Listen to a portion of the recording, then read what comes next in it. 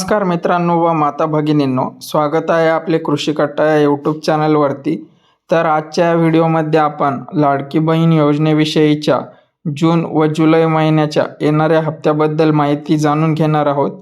हा हप्ता कधी जमा होईल व कोणकोणत्या महिलांना मिळेल याची माहिती आज आपण पाहणार आहोत। तर मग चला व्हिडिओला सुरुवात करूया।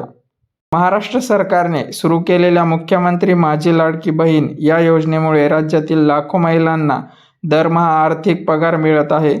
महिलांच्या आर्थिक सक्षमीकरणासाठी राबवण्यात आलेल्या या योजनेअंतर्गत पात्र महिलांच्या बँक खात्यात दर महिन्याला थेट 1500 रुपये जमा केले जातात। या योजनेचे आतापर्यंत 12 हप्ते वितरित करण्यात आले आहेत।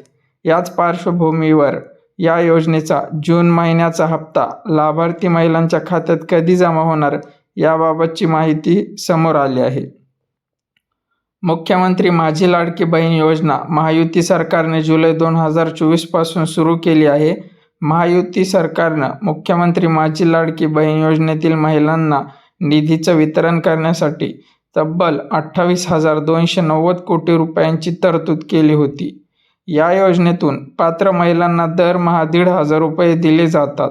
मुख्यमंत्री माझी लाडकी बहीण योजनेच्या लाभार्थी महिलांना जून व जुलै महिन्याचा हप्ता येत्या 1 ते 2 दिवसात मिळण्याची शक्यता आहे। कालपासूनच हा हप्ता महिलांच्या बँक खात्यामध्ये वितरित करण्यास सुरुवात झाली आहे व 9 ऑगस्टपर्यंत सर्व महिलांच्या बँक खात्यामध्ये हा हप्ता जमा होईल। मुख्यमंत्री माझी लाडकी बहीण योजनेअंतर्गत पात्र ठरलेल्या सर्व अर्जांची ओळख पटविण्यासाठी महिला व बाल विकास विभागाने शासनाच्या सर्व विभागांकडून माहिती मागविली होती। यानुसार माहिती व तंत्रज्ञान विभागाने सुमारे 26.34 लाख लाभार्थी अपात्र असताना देखील लाडकी बहीण योजनेचा लाभ घेत असल्याची माहिती सादर केली आहे। यात काही लाभार्थी एकापेक्षा जास्त योजनांचा लाभ घेत असल्याचे, काही कुटुंबामध्ये 2 पेक्षा जास्त लाभार्थी असल्याचे, तर काही ठिकाणी पुरुषांनी अर्ज केल्याच्या बाबी निदर्शनास आल्या आहेत। या माहितीच्या आधारे जून 2025 पासून या 26.34 लाख अर्जदारांचा लाभ तात्पुरत्या स्वरूपात स्थगित करण्यात आला आहे। या व्यतिरिक्त पात्र असलेल्या सुमारे 2.25 कोटी पात्र लाडकी बहीण योजनेच्या लाभार्थ्यांना जून 2025 महिन्याचा सन्मान निधी व जुलै 2025 महिन्याचा सन्मान निधी वितरित करण्यास सुरुवात केलेली आहे।